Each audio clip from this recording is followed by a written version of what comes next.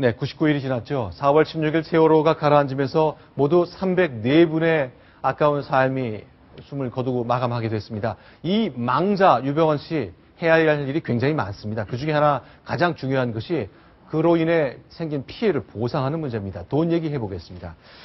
자, 배임 횡령 혐의가 그에게 적용됐습니다. 저희가 김태현 변호사에게 이에 관련해서 전화로 오후에 인터뷰를 해봤습니다. 한번 음성을 직접 들어보시겠는데요. 문제는 유병헌 씨 일가한테 돈을 가져올 경우에 국가가 갖는 게 아니라 누군가에게 피해자에게 줘야 된다는 겁니다. 그 피해자는 관련된 회사라고 하는데요. 그 법률가로부터 그 설명 좀 들어보시고 과연 얼마나 거둘 수 있는 것인지 점검해 보겠습니다. 같이 듣겠습니다. 문제는 유병헌이 설사 살아있었다 하더라도 검찰이 그 추징 보전한 그 돈을 고스란히 국고로 환수해서 피해자에 대한 배상 지원으로 쓰거나 국가의 어떤 구조 비용을 보전하는 것으로는 한 푼도 쓸 수 없다는 데 맹점이 있는 거죠. 그게 왜 그러냐면 기본적으로 지금 유병헌 및 유병헌 일가들에 대한 추징 보전을 하는 검찰하는 이유는 계열사 돈에 대한 횡령 배임 혐의거든요. 근데 현행법에 보면 그렇게 그 피해자가 횡령 배임의 피해자가 있는 어떤 범죄 수익이 되는 경우에 그러니까 국가에서 나중에 몰수나 추징을 하게 되면 그걸 피해자한테 고스란히 돌려주게 돼 있어요. 근데 그게 상식적으로도 맞죠. 피해자인 회사가 있는데 그 범죄 수익을 국가에서 가져다가 국고로 꿀꺽한다는 건 사실 상식적으로 맞지 않거든요. 그렇다면 그 돈을 가지고 국고로 환수해서 그 피해배상 재원이나 어떤 국가에 들어간 비용 보전하는 데 쓰는 것은 불가능하다. 그게 현행 법칙의 맹점이죠. 그것이 현행 법칙의 맹점이다. 예, 김태현 변호사님의 말씀 모두 맞고요. 네. 검찰은 그러기 때문에 이 돈, 즉 횡령과 배임한 돈 중에서 지금 현재 1,054억을 추징 보전을 해놨거든요. 그렇죠. 이 돈이 그러면은 먼저 그 회사에 가게 되는데 그러면은 전혀 그걸 회수할 수 없느냐? 그게 아니고 그 회사의 주인이 누굽니까?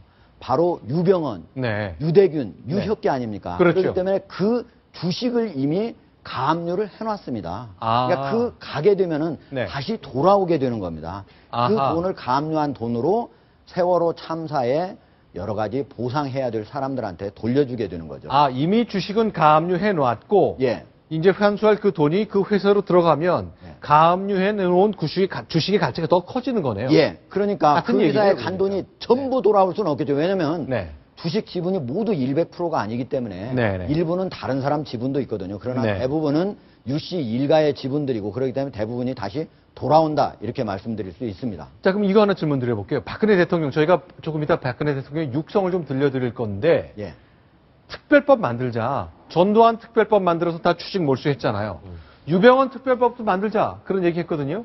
그 얘기에 대한 설명을 좀 들었으면 좋겠습니다. 과연 이 시점에 법을 만드는 것이 바람직한 것인지 가능한 것인지 일단 박근혜 대통령의 단호한 뜻부터 먼저 확인해 보겠습니다.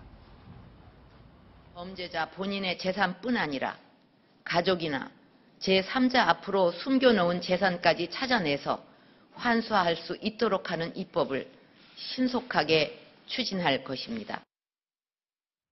어떠세요? 지금요.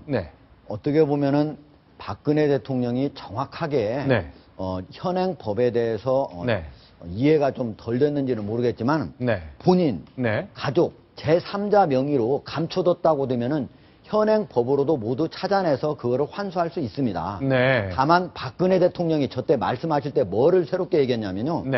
국민의 생명, 재산에 크게 위해를 가한 사람은 그 사람이 그 회사를 경영해가지고 난 수익까지도 모두 환수해가지고 이 피해자들한테 넘겨주자 하는 얘기를 했거든요. 그런데 이 부분에 대해서는 법학자들 사이에 약간의 논란이 있습니다. 왜냐하면 직접적으로 지금 현재는 배임이나 횡령, 즉 범죄에 의해서 간 것만 환수를 할 수 있거든요. 근데 지금 박근혜 대통령 말씀은 범죄에 의해서 안 갖은 것도 그 사람이 범죄자라면 거기 걸 빼앗아 올 수 있는 거 아니냐 이런 얘기이기 때문에 이거는 좀 논란이 될 수 있다. 그래서 원래 처음에 전두환법이라고 하는 거는 바로 공무원이 어떤 자기 범죄로 인해서 감춰둔 것을 뺏어가지고 몰수하자 하는 얘기였고요.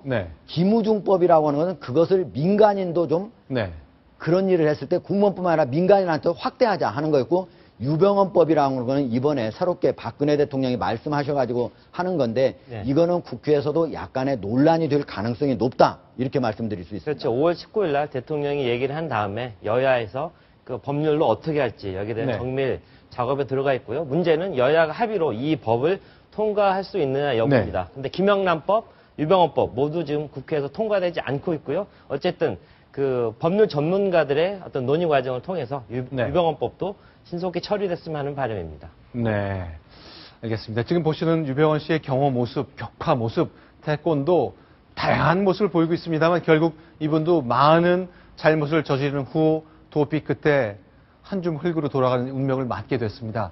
저럴 걸 알았더라면 하는 아쉬움이 많을 것 같네요. 자, 그러면 6월 12일 날 있었던 상황으로 다시 한번 돌아가 보는 시간을 갖겠습니다.